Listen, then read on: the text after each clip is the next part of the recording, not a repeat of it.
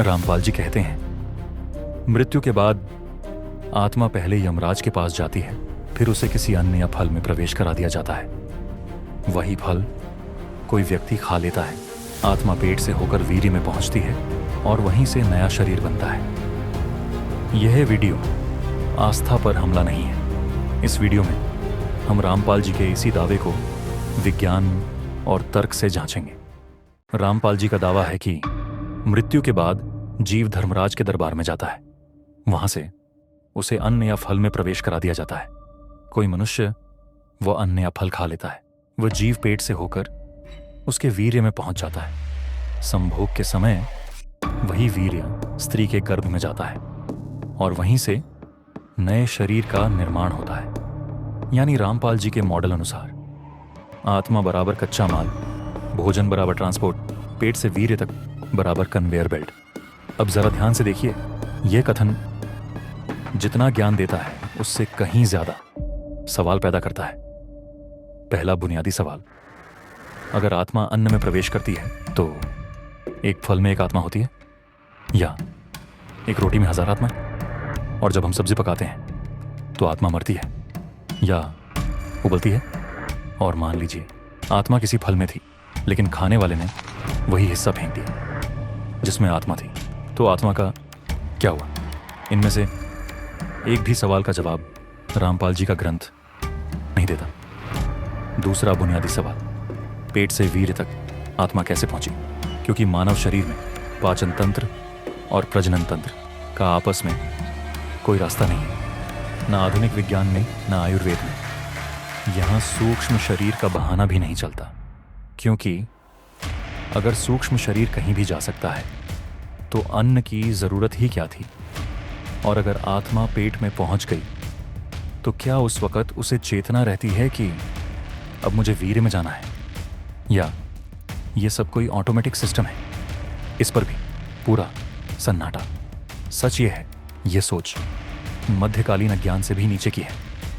रामपाल जी खुद को 21 ब्रह्मांड में इकलौता ज्ञानी बताते हैं, और यह है उनका ज्ञान।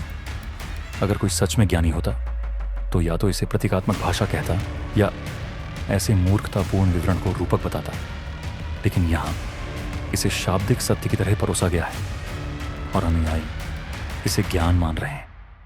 ये ज्ञान नहीं है, ये है cosmic fantasy plus body mechanics की खिचड़ी। और यही ज्ञान रामपाल जी को अज्ञानी सिद्ध कर देता है। अब सबसे खतरनाक सवाल, रामपाल जी का मॉडल कहता है आत्मा पहले अन्न या फल में जाती है, फिर पेट में, फिर गर्भ में। अब बताइए, मांसाहारी जानवरों के शरीर में आत्मा कहां से आती है? शेर, बाघ, भेड़िया न अनाज खाते हैं, न फल, न रोटी, न सब्जी। वे खाते हैं सिर्फ मांस। तो रामपाल जी का आत्मा ट्रांसपोर्ट सिस्टम यहीं आकर पूरी तरह ठप हो जाता है। अब यहां सिर्फ 2 विकल्प बचते हैं। विकल्प 1, आत्मा मांस में भी जाती है। तो सवाल उठता है, किसके मांस में? मान लें जिराफ में चली गई। अब गड़बड़ देखिए, जिराफ के अंदर तो पहले से ही एक आत्मा थी, अब एक और घुस गई। चलो इसे छोड़ देते हैं, क्योंकि ये सिर्फ एक कहानी है और जितना अंदर जाएंगे कहानी उतनी ही खोखली होती जाएगी। अब उसी जिराफ को भेड़ियों ने शिकार बना लिया। भेड़िए मिलकर एक ही शिकार को खाते हैं, तो आत्मा किस भेड़िए को मिलेगी? और अगर गलत भेड़िए ने खा ली तो? और अगर जिस मांस में आत्मा थी वह हिस्सा खाया ही नहीं गया, तो फिर आत्मा का क्या होगा जो उस मांस में थी? विकल्प 2, कह दिया जाए कि मांसाहारी जानवरों के लिए अलग आत्मा ट्रांसपोर्ट सिस्टम है, बस बात खत्म। कबीर सागर किसने लिखा, यह अलग बहस है, लेकिन यहां जो विवरण दिया गया है वह किसी ज्ञानी का नहीं, बल्कि एक अर्धशिक्षित व्यक्ति की कल्पना लगता है, जिसमें बाद में अलौकिक ज्ञान का लेबल चिपका दिया गया है। क्योंकि यह न प्रतीक है, न दर्शन, न विज्ञान, न आध्यात्म। यह है जैविक अज्ञान प्लस धार्मिक भाषा। अब अगर भगत मुझसे कहें कि तुझे समझ नहीं आता, दोष तेरा है, तो ठीक है, मुझे आप समझाओ। क्योंकि आपके गुरुजी खुद कहते हैं, मेरे शिष्यों के लिए ब्रह्मा, विष्णु, महेश को ज्ञान चर्चा में हराना बच्चों का खेल है।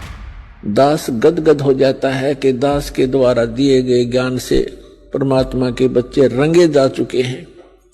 अब इनको ब्रह्मा, विष्णु, महेश भी ज्ञान में पराजित नहीं कर सकता, वो खुद हार के जाएंगे। अब ये वो अनमोल ज्ञान आपको प्राप्त हुआ। तो फिर भक्तों, अगर ये बच्चों का खेल है तो मुझे हरा दो। अब अगर आपका दूसरा जवाब यह है कि यह रहस्य है, तो मेरा सीधा जवाब है, रहस्य और बकवास में फर्क होता है। रहस्य वो होता है जिसके पीछे कोई संगत ढांचा हो, और बकवास वो होती है जिसे सवाल से बचाने के लिए रहस्य कह दिया जाए। अब असली सवाल पर आते हैं। रामपाल जी के मॉडल अनुसार आत्मा पुरुष के वीर्य में जाती है। तो सवाल यह है, आत्मा वहां कितने दिनों से बैठी थी? यहां सिर्फ 2 ही ऑप्शन है। ऑप्शन 1, आत्मा 6, 8, 9 दिन से वीर्य में बैठी थी।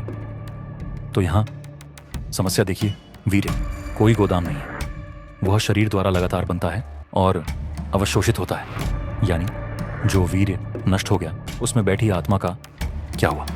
क्या आत्मा भी घुल गई? क्या वह रिसाइकल हो गई, या धर्मराज के पास रिटर्न चली गई? इसका कोई जवाब नहीं। ऑप्शन 2, आत्मा उसी दिन आई, मतलब पुरुष ने आज खाना खाया, खाने के साथ आत्मा भी खा ली। आत्मा पेट में गई, वहां से लगाई छलांग, सीधा पहुंची वीर्य में, और उसी दिन संभोग हुआ तो आत्मा गर्भाशय में पहुंच गई। अब यही पूरा सिस्टम ढह जाता है। अगर खाने से ही आत्मा शरीर में जाती है तो मौली मछली का क्या होगा? मादा मौली मछली एक बार में हजारों से लाखों अंडे देती है। नर मौली मछली वीर्य सीधे पानी में छोड़ देता है, ज्यादा नहीं तो हजारों अंडों का निषेचन हो ही जाता है। मतलब हजारों बच्चे एक ही बार में बनना शुरू। अब सीधा सवाल, अगर नर मौली मछली ने एक बार में हजारों बच्चों को जन्म दिया तो उसने इतनी सारी आत्माएं किस अन्न से खाईं? कौन सा फल था जिसमें हजारों आत्माएं थीं? कौन सी रोटी थी जिसमें लाखों आत्माएं भरी थीं? या फिर यह मानना पड़ेगा कि एक ही टुकड़े में हजारों लाखों आत्माएं चिपक जाती हैं, तभी यह संभव है। यहां तक आते आते लगभग साफ हो जाना चाहिए कि यह 21 ब्रह्मांड का ज्ञान नहीं है, यह किसी गली में बैठकर घड़ी गई कहानी है। क्योंकि यह न जीव विज्ञान है, न दर्शन, न प्रतीक, न अध्यात्म। यह है अज्ञान को रहस्य कहकर बेचना। और ज्ञान का सबसे बड़ा दुश्मन यही होता है। यह वीडियो किसी को जवाब देने के लिए नहीं था, यह दिखाने के लिए था कि कुछ दावे जितना ज्ञान देते हैं उससे कहीं ज्यादा सवाल पैदा करते हैं, और जिन सवालों के जवाब खुद उनके ग्रंथ नहीं देते, वहां अंधभक्ति दिखाना जरूरी नहीं होता, वहां सोचना जरूरी हो जाता है।